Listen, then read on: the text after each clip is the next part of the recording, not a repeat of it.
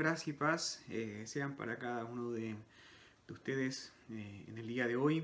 Es grato poder saludarles a cada uno de ustedes por medio de este medio de transmisión, de estas plataformas que tenemos, de poder nutrirnos de la palabra de Dios, que a pesar de lo que estamos viviendo, de esta pandemia, esta emergencia sanitaria a nivel mundial, y no podamos congregarnos, no podamos estar reunidos, podamos de igual forma ser edificados en la palabra de Dios. Y antes de poder comenzar con la exposición del día de hoy, quiero invitarlo a que pueda cerrar sus ojos y podamos orar y rogar a Dios que Él nos sea bendiciendo. Oh Padre Santo Celestial, en esta hora, oh Señor, te ruego que nos seas bendiciendo a través de la exposición de tu palabra.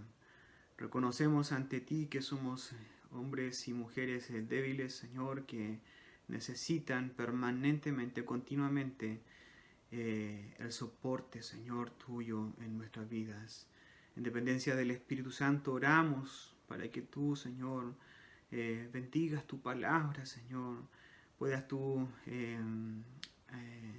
nutrirnos a través de ella, Dios, poder ser edificados a través de ella, y que toda la gloria y la honra sean dadas a ti, oh Señor. En el nombre de Jesús. Amén. Bien, hoy comenzaremos el estudio del libro o la epístola del apóstol Pablo a los Gálatas, y nos vamos a centrar en el estudio de hoy en lo que es la salutación del capítulo número 1, que tiene solamente 5 versículos, los cuales yo les invito a que busquen en sus Biblias y puedan acompañarme en la lectura. Dice así el versículo número 1: Pablo, apóstol, no de hombres ni por hombres, sino por Jesucristo y por Dios el Padre, que lo resucitó de los muertos, y todos los hermanos que están conmigo a las iglesias de Galacia. Gracia y paz sean a vosotros, de Dios el Padre y de nuestro Señor Jesucristo, el cual se dio a sí mismo por nuestros pecados, para librarnos del presente siglo malo, conforme a la voluntad de nuestro Dios y Padre, a quien sea la gloria por los siglos de los siglos. Amén. Bien, como lo decía, hoy vamos a comenzar este estudio bíblico. Y como introducción, es importante poder conocer ciertos aspectos sobre esta carta, cuya finalidad, ¿cierto?, es escribir a los hermanos que están situados en una provincia romana, ¿cierto?, que es Galacia. Y lo primero que podemos, ¿cierto?, saber es cuál es la fecha en la cual fue escrita esta carta. Y pese a haber discrepancia en cuanto a una fecha temprana o una fecha tardía, lo cierto es que nosotros nos inclinamos más por una fecha temprana de lo que fue esta epístola, ya que en la discusión de ambas fechas, de una fecha temprana y una fecha tardía, la fecha temprana tiene mucho más sustento en cuanto a poder fechar esta carta, la cual podemos fechar entre el 48 y 49 después de Cristo. Además, debemos saber que esta carta, ¿cierto?, como lo mencionaba, fue escrita a una provincia romana de Galacia, en la parte sur de esta provincia, y la cual podemos nosotros ver y podemos leer, ¿cierto?, en el libro de los Hechos, en el primer viaje misionero del apóstol Pablo, ¿cierto?, en el capítulo 13 y 14.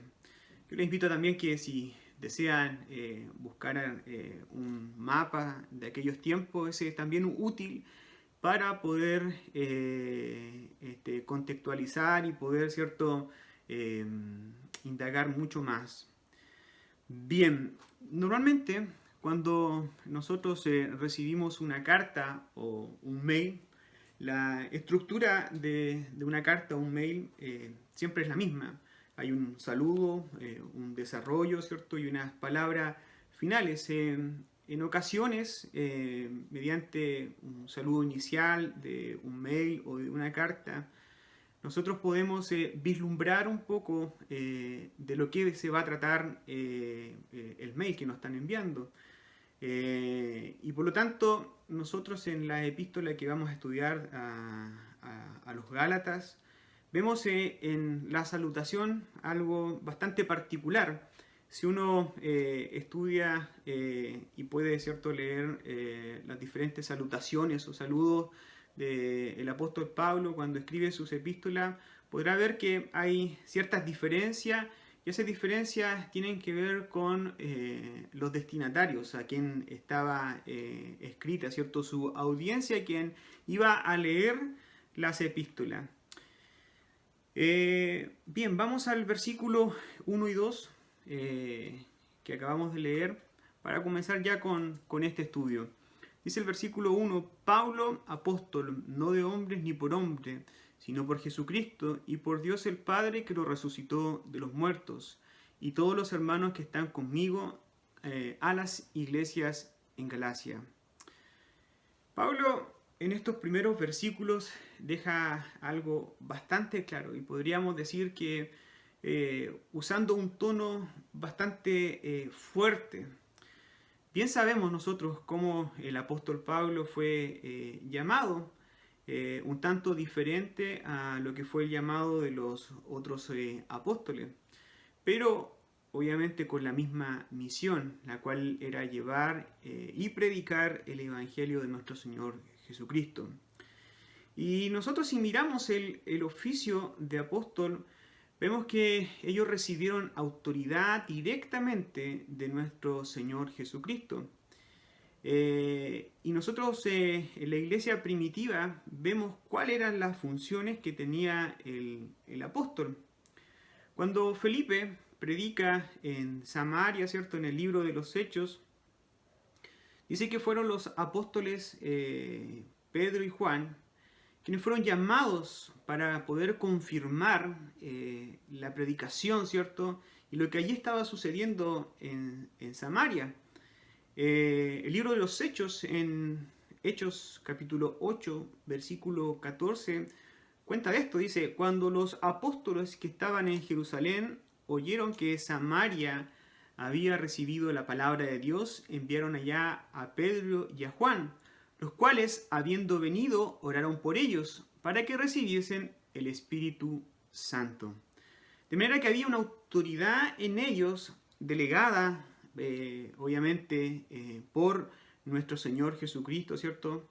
Y por lo tanto ellos estaban ejerciendo esta autoridad. Pero también nosotros podemos ver quizás otra cara de lo que es el oficio de apóstol. El mismo Pablo, ¿cierto?, nos relata, ¿cierto?, de ciertos sucesos que él vivió siendo apóstol. Y ya nuestro Señor Jesucristo había advertido, ¿cierto?, y las consecuencias que iba a traer para sus discípulos cuando ellos comenzaran con la predicación de la palabra. Del Evangelio de Juan, capítulo 16, versículo 1, nuestro Señor Jesucristo le señala y dice, estas cosas os he hablado, para que no tengáis tropiezo. Dice, versículo 2, os expulsarán de las sinagogas, y aún viene la hora cuando cualquiera que os mate pensará que rinde servicio a Dios. O sea, de antemano ellos sabían que en su apostolado, en la predicación del Evangelio, ¿cierto?, iba a traer consecuencias, y consecuencias duras, como poder, ¿cierto?, fatales, como poder perder la vida en la predicación. Y nosotros podemos evidenciar eso que así fue, que apóstoles perdieron sus vidas, ¿cierto?, en pos de la predicación del Evangelio de nuestro Señor Jesucristo. E incluso, ¿cierto?, el apóstol Pablo, en el libro de Corintios, se refiere a esta cara del apostolado. En 1 Corintios capítulo 4, versículo 9 dice: porque según pienso, Dios nos ha exhibido a nosotros, los apóstoles, como postreros, como a sentenciados a muerte, pues hemos llegado a ser espectáculo al mundo, a los ángeles y a los hombres. Nosotros somos insensatos por amor de Cristo, mas vosotros prudentes en Cristo. Nosotros débiles, mas vosotros fuertes, vosotros honorables, mas nosotros despreciados. Hasta esta hora padecemos hambre, tenemos sed, estamos desnudos, somos abofeteados y no tenemos morada fija. Nos fatigamos trabajando con nuestras propias manos, nos maldicen y bendecimos. Padecemos persecución y la soportamos, nos difaman y rogamos. Hemos venido a ser hasta ahora como la escoria del mundo, el desecho de todos. Como podemos ver aquí, ¿cierto? El apóstol, ¿cierto?, da cuenta de lo que significaba ser apóstol. O sea, por un lado, el apóstol tenía una autoridad delegada por nuestro Señor Jesucristo para poder llevar el Evangelio. Y el sustento, ¿cierto?, y el Espíritu Santo iba con ellos en la predicación del Evangelio. Pero por otra parte, ¿cierto?, quizás en contraste, vemos lo que ellos padecían en la predicación del Evangelio. Entonces, cuando nosotros vemos que el apóstol Pablo comienza esta carta, lo hace con esa autoridad de poder conocer quién le encomendó la tarea, pero también los padecimientos que él tiene. Pero deja algo bien en claro, que él es apóstol por Jesucristo y por Dios el Padre, que lo resucitó de los muertos. Ciertamente esta es una defensa directa a su apostolado, evidenciando quizás una molestia para con los hermanos en Gálatas, y como lo vamos a ver más adelante, con aquellos que estaban perturbando el Evangelio ya predicado por el apóstol. Pero creo yo que más aún, ¿cierto?, había una molestia por no considerar, ¿cierto?, el mensaje veraz del Evangelio.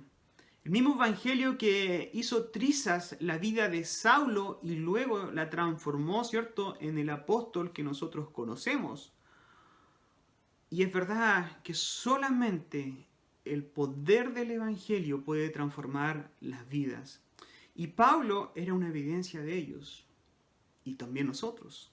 Nosotros también somos evidencia de esa transformación, de aquello, ¿cierto?, que nos ha transformado completamente, trasladarnos del reino de las tinieblas al reino, ¿cierto?, de luz. Por lo tanto, en estos primeros versículos, ciertamente Pablo deja en claro y evidencia una defensa sobre su apostolado, pero principalmente una defensa por el Evangelio de nuestro Señor Jesucristo. Versículo 3 dice: gracia y paz sean a vosotros, de Dios el Padre y de nuestro Señor Jesucristo. Aunque en sus primeras palabras, ¿cierto?, que nosotros vimos en el versículo 1 y 2, Pablo tuvo un tono fuerte, ¿cierto?, un tono directo. Aquí que vemos cómo cambia su tono para poder desear la gracia y la paz de Dios, del Padre y del Señor Jesucristo a las iglesias en Galacia. Y como lo vamos a ver en estudios posteriores, Pablo se sorprende por la incongruencia de los hermanos en Gálata. No obstante, él les desea que tengan de parte de Dios gracia y paz. Y esto es súper importante. Y la importancia que tiene, ¿cierto?, en la vida del cristiano, poder contar con la gracia de Dios. Y sin ella nosotros no hubiésemos podido ser salvos. Efesios, conocido, ¿cierto? El pasaje bíblico, Efesios 2.8, dice que porque por gracias sois salvo por medio de la fe, y esto no es de vosotros, pues es un don de Dios. Fue la gracia de Dios, ¿cierto? En nosotros operando, que hizo, ¿cierto? La salvación en nuestras vidas. La gracia de Dios. Y por tanto el apóstol Pablo desea a los hermanos en Gálatas, ¿cierto? Que tengan esa gracia de parte de Dios. Un pastor, en cuanto a esto, dice: una verdadera comprensión de la gracia, del favor inmerecido de Dios, provoca una vida de gratitud y obediencia. Pablo deseaba, ¿cierto?, que los Gálatas estuvieran genuinamente sujetos al verdadero evangelio, pero además les desea tener paz. La paz que solamente Dios sabe dar a la vida del cristiano. Como también lo vemos en Filipenses 4.7, dice: y la paz de Dios, que sobrepasa todo entendimiento, guardará vuestros corazones y vuestros pensamientos en Cristo Jesús.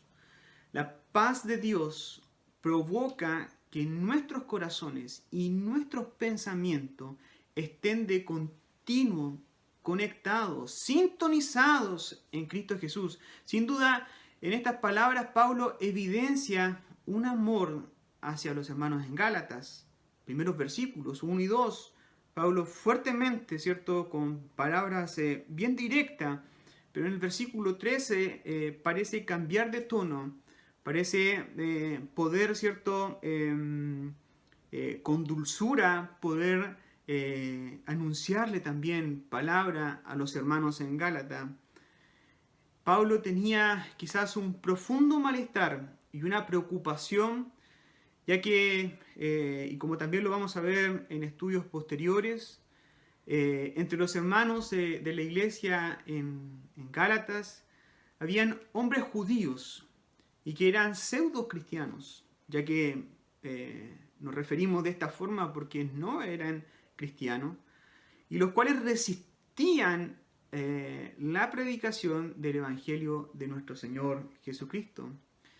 Y no tan solo eso, sino que ellos querían que la iglesia y los hermanos en Gálatas pudiesen rechazar la obra gloriosa de Jesús en la cruz.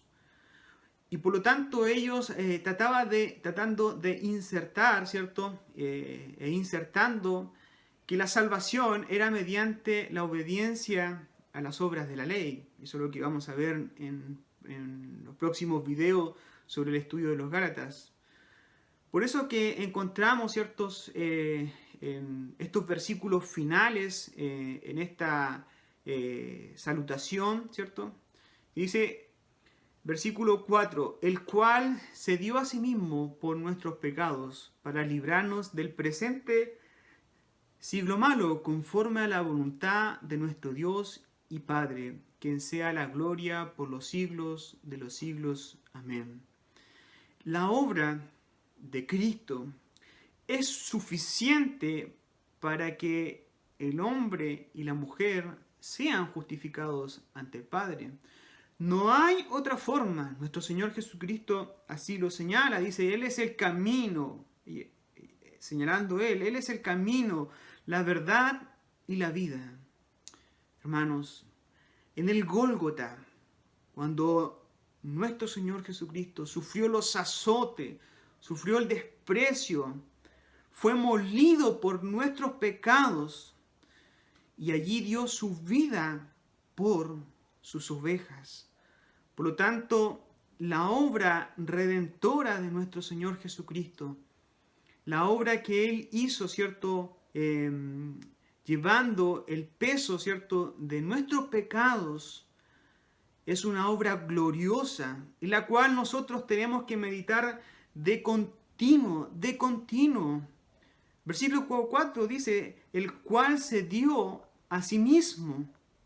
Y es importante poder nosotros meditar en esto, porque nadie, absolutamente nadie, le quitó la vida a nuestro Señor Jesucristo. Dice en el Evangelio de Juan, capítulo 10, versículo 17, dice: por eso me ama el Padre, porque yo pongo mi vida para volverla a tomar. Nadie me la quita, sino que yo de mí mismo la pongo. Tengo poder para ponerla y tengo poder para volverla a tomar.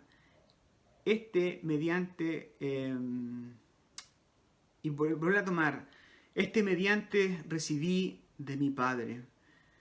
El comentarista bíblico William Hendriksen lo ilustra de la siguiente manera para que nosotros podamos ver de alguna forma lo que es la salvación en Cristo.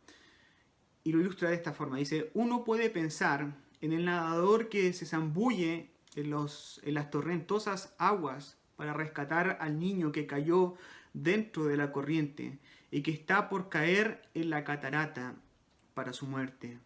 Pero en el acto de tomar al niño y ponerlo fuera de peligro en un lugar donde algunos brazos amantes lo recibirán, el nadador cae por el precipicio para su muerte. Sin embargo, la comparación es muy imperfecta, porque en el caso de Cristo, su sacrificio va más allá de todo entendimiento, y los beneficiados eran totalmente indignos de semejante amor. Nosotros acá vemos, y como en las Escrituras vemos, la obra gloriosa de nuestro Señor Jesucristo. Yo quiero que usted piense en esto, que nuestro Señor Jesucristo vino, ¿cierto?, en rescate por nosotros. Y Dios nos salvó, ¿cierto?, de la ira de Dios. Nos salvó de la ira de Dios. El enemigo que nosotros, ¿cierto?, que para nosotros teníamos, porque nosotros éramos enemigos de Dios, para nosotros nuestro enemigo nos salvó a nosotros. Por tanto, eso es tan glorioso, hermanos, tan glorioso de que nuestro Señor Jesucristo viniera en rescate por nosotros, por el puro afecto de su amor. Todo este acto genuino de amor, ¿cierto? Pablo en esta carta dice que es por nuestros pecados, para librarnos del presente siglo malo, conforme a la voluntad de Dios. Todo lo que estaba anunciado desde antes, ¿cierto?, en el Antiguo Testamento sobre el Mesías que iba a venir, se cumplió absolutamente todo en el madero de la cruz por nuestros pecados. Y el tono, ¿cierto?, que nosotros vemos acá del apóstol Pablo, ¿cierto?, anunciando a los Gálatas, es para poder remover sus conciencias, es para poder, ¿cierto?, tomar conciencia del sacrificio, es para que tomemos también conciencia nosotros del sacrificio de nuestro Señor Jesucristo. Nosotros nos pasaría el tiempo, ¿cierto?, y no podríamos nosotros acá en esta tierra poder contemplar en su perfección toda la obra redentora de nuestro Señor Jesucristo y lo que significó que Él llevara nuestros pecados y los pecados, ¿cierto?, de los hermanos en Gálatas a cuesta para poder salvarnos. Y quiero ocupar una ilustración de un pastor para de alguna forma poder nosotros entender lo que tuvo que cargar nuestro Señor Jesucristo. Si nosotros tuviéramos un vaso, cualquier vaso, y yo les pidiera a ustedes que pensaran en el peor pecado que ustedes hayan cometido, en el peor pecado, quizás estoy removiendo sus conciencias, no sé, pero piensen en el peor pecado. Quizás no lo quieren recordar o lo rechazan, ¿cierto? O sienten repulsión de poder recordar el peor pecado que ustedes hayan hecho en su vida. Y si hiciéramos el ejercicio de que cada uno de ustedes escribiera el peor pecado de su vida y lo pudiésemos echar en una copa, cada uno de nosotros, y se llenara ese vaso. Eso fue, de alguna forma ilustrada, lo que se tomó nuestro Señor Jesucristo. Se tomó el peor pecado y todos los pecados de nosotros, pero partiendo por el peor pecado que hayamos cometido, se tomó eso para poder traer salvación a nuestras vidas. Es algo glorioso, es algo que nosotros no podemos muchas veces explicar con palabras. Lo podemos contemplar en las Escrituras, pero muchas veces nos falta entendimiento para poder entender esa obra gloriosa de nuestro Señor Jesucristo allí en la cruz. El apóstol Pedro, en 1 de Pedro 2, versículo 21, dice: pues para esto fuimos llamados, porque también Cristo padeció por nosotros, dejándonos ejemplo, para que sigáis sus pisadas, el cual no hizo pecado, ni se halló engaño en su boca, quien cuando le maldecían no respondía con maldición, cuando padecía, quien llevó el mismo nuestros pecados en su cuerpo sobre el madero, para que nosotros, estando muertos a los pecados, vivamos a la justicia, y por cuyas heridas fuisteis sanados, no amanezaba, sino encomendaba la causa al que juzga justamente. Esa fue la obra redentora de nuestro Señor Jesucristo en la cruz. Y era esto a lo que Pablo, ¿cierto?, estaba apelando a los hermanos en Gálata, a que pudiesen considerar, a que pudiesen recordar, ¿cierto?, cuando él había predicado el Evangelio, ¿cierto?, lo que significa, a lo tremendo que significa la obra redentora de nuestro Señor Jesucristo. Pablo introduce, dice que Él nos libró del presente siglo malo. Y aquí la palabra siglo viene del griego que es aeón, que significa un periodo de tiempo. Por lo tanto, nosotros debemos interpretarlo como la referencia al mundo dinámico, desde un punto de vista del tiempo y cambio, ¿cierto?, que tiene el mundo. Y además agrega que el siglo, ¿cierto?, es malo. El mundo es malo. Y por lo tanto no hay nada que el mundo nos pueda ofrecer a nuestros placeres que sea permanente. Todo es pasajero, nada es permanente. Y por más que nos ofrezcan diferentes placeres en el mundo, nunca, hermanos, nunca este mundo podrá satisfacer los deseos de los hombres. Nunca. Ya hay testimonio de personas que son ricas, personas que lo tienen absolutamente todo, absolutamente todo. Han alcanzado fama, riqueza, un reconocimiento por todas las personas, pero han reconocido en ciertos testimonios en sus vidas que ellos se sienten vacíos. Es porque nada de lo que ellos lograron obtener les produjo a ellos una satisfacción, a lo mejor visible, pero una satisfacción interna nunca. Nunca, porque el mundo nunca va a poder lograr poder satisfacer por completo al hombre. Solo Dios hace al hombre feliz. Solo Dios hace al hombre feliz. Decía una alabanza antigua: solo Dios hace al hombre feliz. Solo por medio de la obra redentora de nuestro Señor Jesucristo en la cruz.